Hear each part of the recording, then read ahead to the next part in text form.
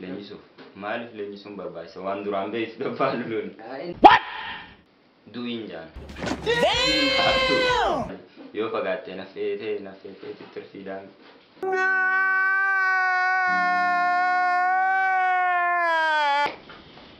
Egaa afooshaateenya irraa bakkitti argamnu magaalaa Dirreedhaa Wamaada Shokolee Marbeel magaalaa Dirreedhaa akkuma gabbuuneniin Wamaada Shokolee Marbeel gaa ni beetanii obsa dabba beeta Wamaada Shokolee Marbeel irra guddaan keessan Tooppaa keenya xiqqaachuun ni dandeenya 69 jechuun ni dandeenya meegaa irra obsaa Wamaada Shokolee Marbeel maaliif dabba akkas akka godhu iccitii akkasitti dabba akkas isa goggooysee Wamaada Shokolee Marbeel asirratti itoo kanarratti isa ol baayisan suni isinii qorannoo Wamaada Shokolee Marbeel nuti dureen kan jalqabaatu qatee isheen nu keessatti uumee jiru amma gara biraatti itti tarkaanfaa jiran fakkaata maaliif jennaan wallee akkasii ganaallee hedduu akka dalaguu deemu fuula isaatirraa qaraa jira walumaa waan inni jiru haa dhageenyu dura dursee obsaa istuudiyoo ta'etti naafettee akkaan si bira dhufu naa fayyamuu keetiif hedduu guddaa galatoomis hin jaa Tilleen bagana gaan dhufte. itti aansuudhaan mee wallee kanatti eega seentee hagam takkaati Ture. Gara meeqaan ta'a biyaansa 10 ta'a. 10 ta'a. amata kudhamu Waan xiqqishoodhaa yoo lakkaa'ame sanii waliin. وين سربشي وما زال شغله مرتين أما تقول عليه هم قبض جولي ده كمتي أما تقول أنت Maaliif wajjumaanii guddaddee walleen. خيسمتي برتين Gaafa kutaa lama qaroorra. Wallisaa dorgomaatiin ture. Kutaa lamarraa kaasee lamaan qaammatti. وزواني كسمه من برمسا كستي mana barumsaa. ميديا جاني وان جامسون كستي رماتي تمو Waalekkumatti ni hirmaata. أشوف كستي رماتي أرتي شراي قلتي شو Achirraa hin eegalee. خمسة كي قاف جولم ما ترى خاسي مال تو في دميتي Oomisha qiyyaa artistii.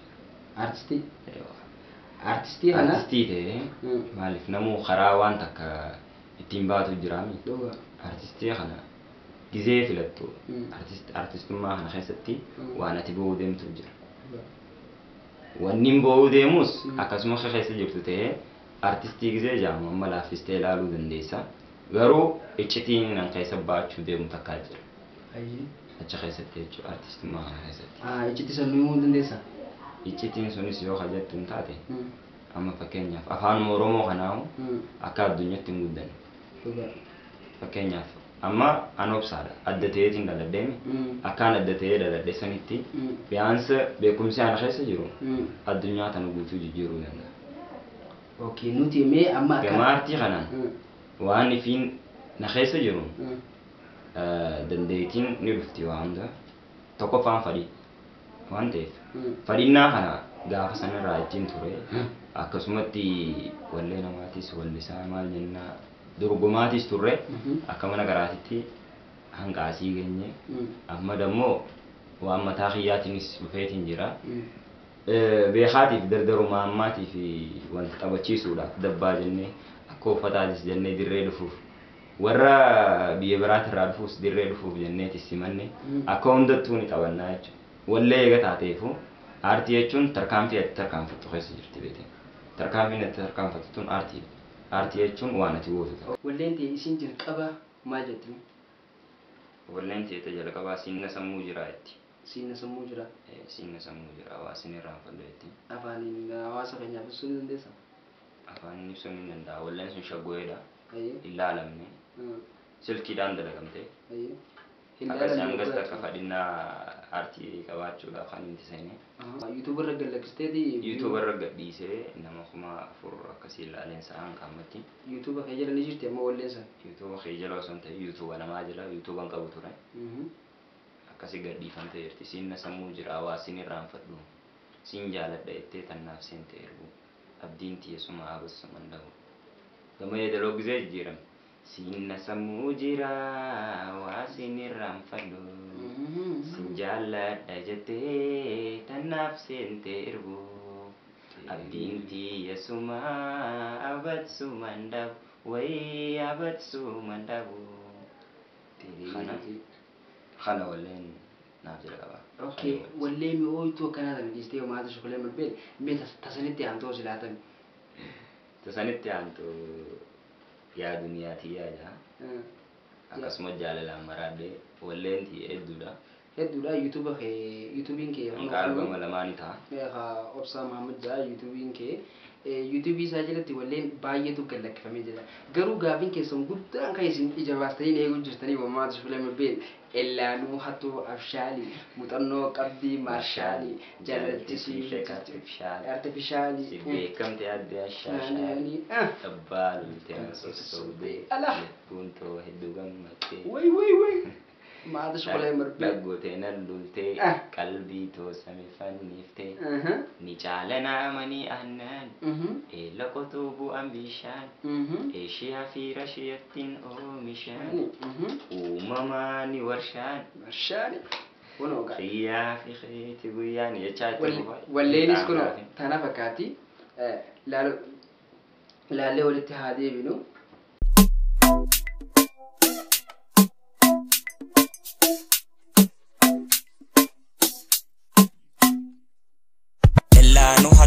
abshal muuxannoo qabdii maarshaal jaalalchisii fekartifshaal si beekamte adde ashaashaal dabbaa lultee na sossobdee lubbuun too hedduu gammaddee dhaggoote na lultee qalbii too samifanniftee.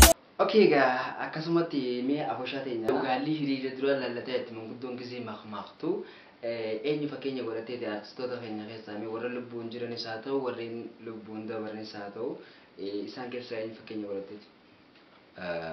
Namni inni fakkeenya godhadhee akkaan jaaladhu artistii kabajamoo Taajuu Shurrubbeetii fi Baabaa Umaree Aliiti namni akkaan jaaladhu isaan lameen namni isaan jaalataa karaa walleen teetii fi isaan walni fudhataa jiru?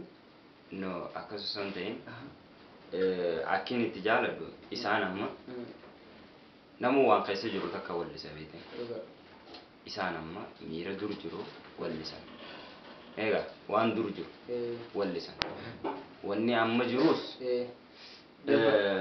dabbaa osoo hin ta'in dabbaani akkuma jiru ta'e dabbaan taphaa fi wallisee taphanne walleen siireesiinis akkas ta'e zamanni nuti amma keessa jiru kun yeroo amma keessa jiru tun yeroo ammayyeetu tanaafuu nuti dalagaa ammayyeetu dalaguu sii galee isaan amma aadaa dalagan nuti amma aadaa amma fakkeenyaaf aadallee hin beektu kan jenne leenjisaa aadaati barsiisaadha yoo aadaas hin beektu yoo ta'e aadaas ni beeka wallaalee osoo hin ta'in ammayyaa kanaa fi aadaa sanis walma bira taatee jiraami abdeet haala ta'e takka osoo isaan waan kana dalaganii nuun hin geenye nuti karaan raafin nuun jiru waan ta'e waan isaan nuun gaansan nuti amma fakkeenyaaf gaafa duru kaameraaleen isaan itti waraaban kaameraatii xiqqaamaan maaliif jiraami haalli amma jiru gin kalerra har'a wayyaa waan ta'e nuti sandaran abdeet goonee afaan guddisuu qabnaa jechuudha.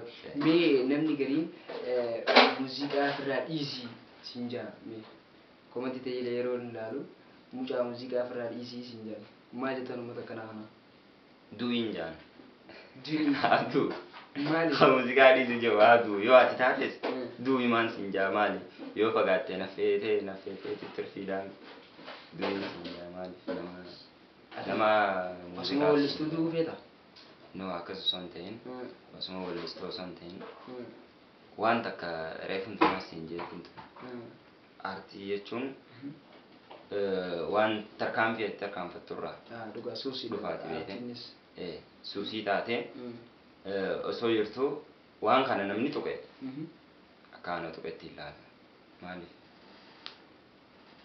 namni takka akkaataatti murteeffatu jira anis waan achi keessa bu'uu deemu jira iccitiin san dammoo gaafa galma kaayyoo kiyyaa ga'e ni mashallah isiniif hin himaanii waan san wajji haa garuu ta'a hojiidhaan gizee irra gaan waan takka haasa'u irra hojiin itti mul'atu irra geesse waan san dubbata namni dabbaa minaamin akka uffataa maallaqa masruufaa maal jennee kataban nuti kun haasa'uma maaliif ni beektaa haasa'ummaan haasa'ina kun amma akkana haasa'ina kun yoo walaloo fi yeedaloo itti goone akkam mi'aawu.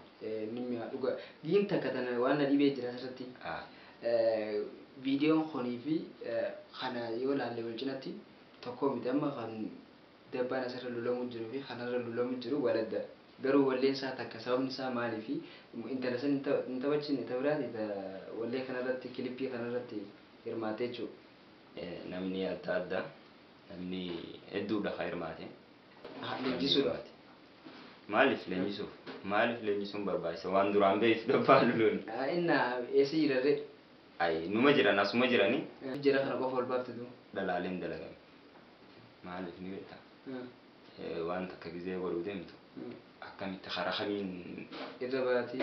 irraa wanti kun fudhatama harkataa.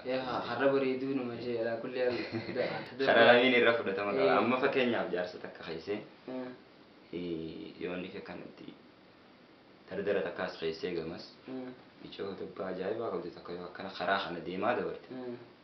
Jaarsi sanis numa laala. Dardarri sanis numa laala. Numa laala laaluun isaa waan noolan. Eega laalee booda faawuzi bilaatti ishee taarrichiin jaa. Laaluun isaa waan noolan. Jalarratti ati gabaabsitee wayim itti daateeti waan biraa gootan. Uummanni amma illaanuu hattuu abshaali. Muuxannoo qabdii maarshaali. Illaanuu hattuu abshaali. Illaanuu hattuun abshaali. Hin beekan amma yoon ifiin eekeef malee wallee sana guutumaa. Abshaaliin sammaali abshaali. Hattuun abshaali abshaalummaasiitiin waa hatti mana namaa seente. Maarshaaliin. Maarshaali. Illaanuu hattuu abshaali. Muuxannoo qabdii maarshaali. Muuxannoo qabdii maarshaali jechuun maarshaal ispoortii bichaa beekama. Maarshaal jechuun akkuma walii galatti muuxannoo itti qabdii akkuma walii galatti waan kana. Dandeettii waan takkaatti qabdii. Waan kana fudhachuudhaaf muuxannoo qabdii maarshaali. Jaalaltisi ammoo of eegaatti abshaali. Si beekamte abshaali. Okay, gara fuulduraatti sammaati harumarra jirtu kanarratti dawaa dabbaa kanarratti amma dhiyoo tanaas torbee tokko dura post gootee jirta. Haaluma kanatti fufuu barbaadda dabbuma kanarratti dalaguuf karoora qabda. No, ammaaf xiqqoomaaf taphannee dabbaa. Inshallah fuula duran dhiisna amma maal ni beekta?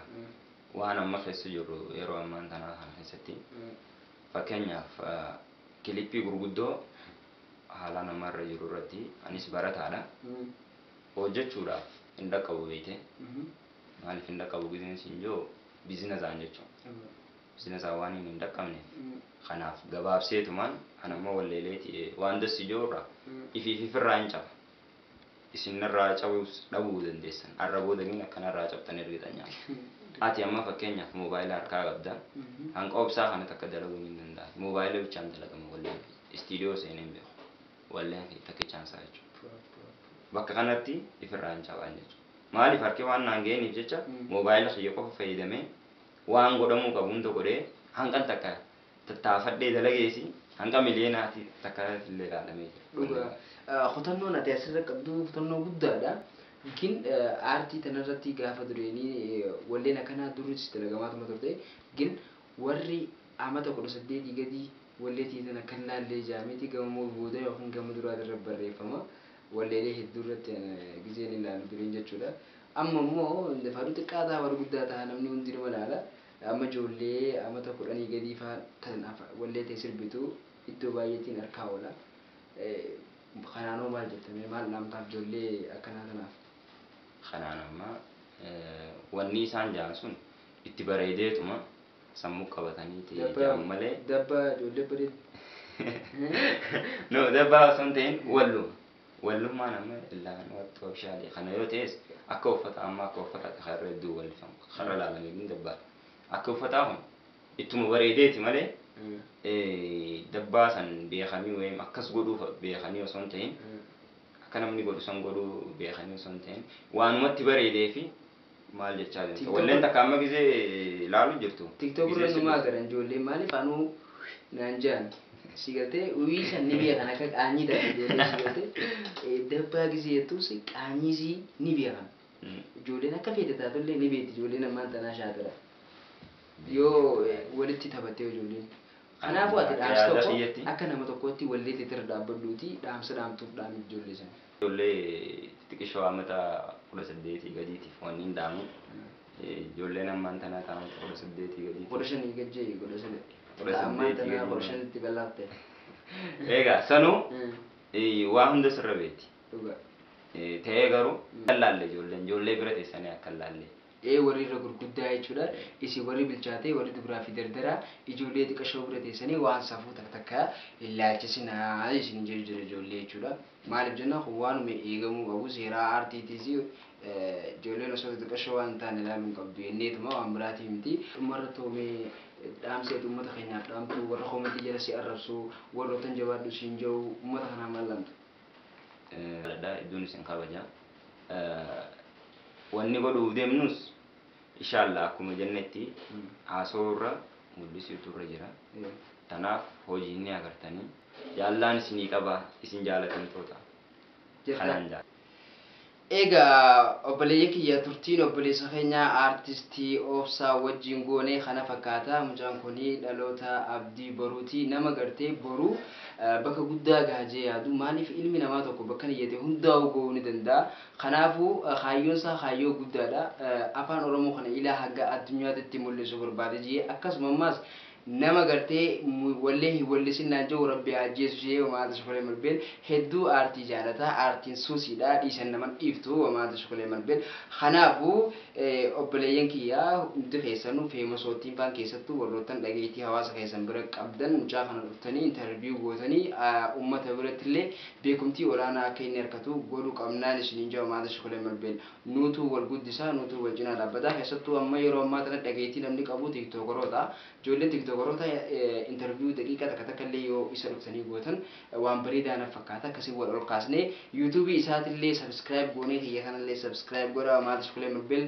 kanaafuu warri sagantaa kana jaalatan warri Obsaa jaalatan wamaata shukulee malbeel koomentii jalatti nu jajjabeessaa isiniin jenna arra gaazexaaruma bira dhufnee interview guyyaa bira haala ajaa'ibaatiin standardiidhaan akkasitti isiniif inni dhufna tan bashannanaa tan qoflaa tan hunda jechuudha kanaafuu nageenya turan isiniin jaa